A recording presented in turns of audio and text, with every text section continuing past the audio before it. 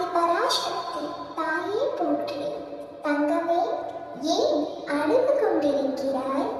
உன்னுடையதை ஒருவர் திருடுகிறார்கள் என்றால் நீ கவலைப்படாதே.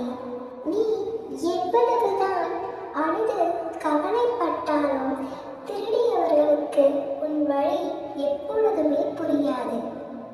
அவர்களுக்கு ரொம்ப முக்கியமான ஒன்றை ஒருவர் திருடும் பொழுதுதான் அவர்களுக்கு அந்த வழி என்ன என்று புரியும். என் பிள்ளையை இப்படி கடந்து விட்டவர்களை நான் விட்டு விடுவேனா? நிச்சயமாக நான் அவர்களுக்கு உணர்த்துவேன். கூடிய விரைவிலே உன் வழிக்கு காரணமானவர்களை உன் முன்னே மண்டியிட செய்து மன்னிக்க வைப்பேன். இந்த தாய் ஆதிபராசக்தி மீது நம்பிக்கை வை. நிச்சயம் என் குழந்தைக்காக நான் இதை செய்வேன்.